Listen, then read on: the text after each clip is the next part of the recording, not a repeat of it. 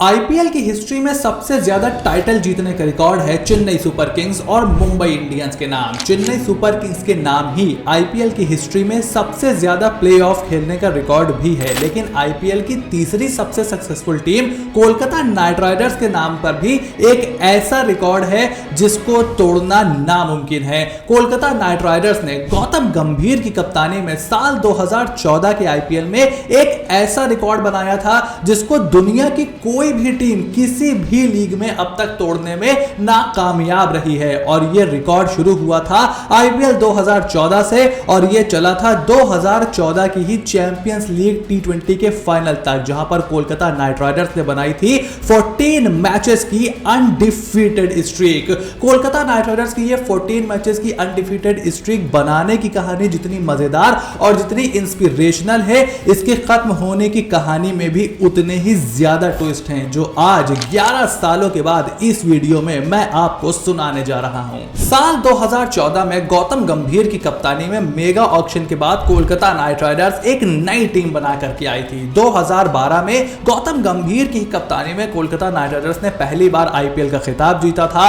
2013 में प्लेऑफ में क्वालिफाई नहीं कर पाई थी, लेकिन 2014 में टीम ने मॉर्ने मॉर्कल और उमेश यादव के रूप में दो बहुत ही तगड़े पेस बॉलर लिए थे। रॉबिन उथप्पा जैसे विकेटकीपर बल्लेबाज को अपनी टीम में शामिल किया था। फिनिशर्स में उनके पास रॉयन टेंडुलकर, सूर्य कुमार यादव, आंद्रे रसल के साथ साथ यूसुफ पठान भी मौजूद थे। लेकिन कोलकाता नाइट राइडर्स का साल 2014 के आईपीएल की शुरुआत अच्छी नहीं हुई। पहले मैच में मुंबई इंडियंस के सामने उन्हें जरूर जीत मिली थी, लेकिन अपने पहले 7 मैचेस में कोलकाता नाइट राइडर्स सिर्फ 2 मैच जीतने में कामयाब हुई थी और प्लेऑफ में क्वालिफाई करने के लिए कोलकाता नाइट राइडर्स को अपनी बाकी बचे 7 मैचेस में से 6 मैच जीतने थे। कप्तान गौतम गंभीर के लिए तो यह टूर्नामेंट किसी बुरे सपने से कम नहीं था। गौतम गंभीर ने इस टूर्नामेंट के पहले 3 मैचों में खाता भी नहीं खोला था। 3 मैचों में वो 0 पर आउट हुए थे और चौथे मैच में सिर्फ 1 रन बनाने में वो कामयाब हुए थे, यानी कि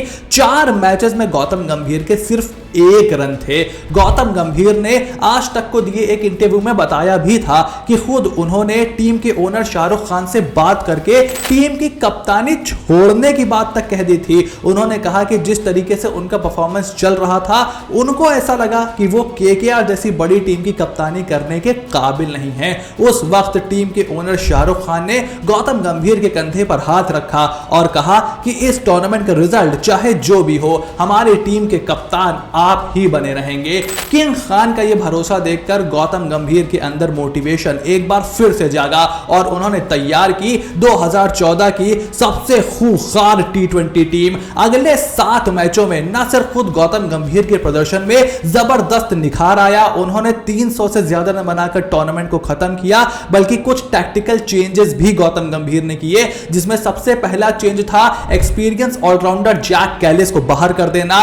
उसके बाद रॉबिन उथप्पा को मिडिल ऑर्डर से उठा करके ओपनिंग बैटिंग में शिफ्ट करना। रॉबिन उथप्पा ने उस साल कोलकाता नाइट राइडर्स के लिए रनों की झड़ी लगा दी और टूर्नामेंट को फिनिश किया 660 रन के साथ, जिसमें वो ऑरेंज कैप विनर भी रहे। और 6 बार से ज्यादा बार रॉबिन उथप्पा ने 40 से ज्यादा रन बनाने का रिकॉर्ड भी अपने नाम किया। लीग स्टेज में कोलकाता नाइट राइडर्स ने उसके बाद Chennai super Kings, royal Challengers Bengaluru और पंजाब किंग्स जैसी टीमों को पटखनी भी दी और उसके बाद प्लेऑफ में पहुंचने के लिए कोलकाता नाइट राइडर्स को सामना करना था सनराइजर्स हैदराबाद का। सनराइजर्स हैदराबाद से अगर कोलकाता नाइट राइडर्स 14 ओवर में मैच को जीत लेती तो वो टॉप 2 में क्वालिफाई करने में कामयाब हो जाती। कोलकाता नाइट राइडर्स ने ठान ली थी कि चाहे कुछ भी हो जाए वो टॉप 2 में क्वालिफाई करके ही रहेंगे। हालांकि 170 के आसपास का टोटल वो चेस कर रहे थे और 10 ओवर में सिर्फ उनके 70 रन थे, लेकिन उसके बाद क्रीज पर कदम रखा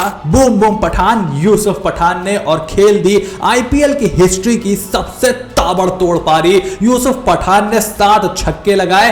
खुद डेल स्टेन, उस समय के वर्ल्ड के नंबर 1 गेंदबाज भी यूसुफ पठान की कहर से नहीं बच पाए और यूसुफ पठान ने 22 बॉलों में 72 रन ठोककर 14.2 ओवर में न सिर्फ कोलकाता नाइट राइडर्स को उस मैच में जीत दिलाई, बल्कि केकेआर के लिए टॉप 2 का स्थान भी उन्होंने पक्का कर लिया।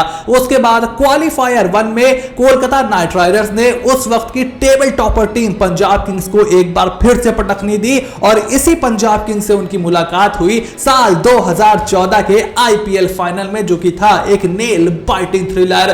200 से ज्यादा रन बनाए थे पंजाब किंग्स ने पहले बल्लेबाजी करते हुए, लेकिन उसके बाद जबरदस्त शुरुआत दी रॉबिन उथप्पा और गौतम गंभीर ने। मनीष पांडे ने खेली career defining tournament winning 94 runs की पारी और मिचेल जॉनसन पर पीयूष चावला के उस पुल शॉट वाले छक्के को भला कौन भूल सकता है, जिसको लगाकर उन्होंने कोलकाता नाइट राइडर्स को बनाया आईपीएल 2014 का चैंपियन। और कोलकाता नाइट राइडर्स ने इस आईपीएल में दर्ज की 9 लगातार जीत, जिसमें प्लेऑफ का क्वालिफायर 1 और ग्रैंड फिनाले भी शामिल था।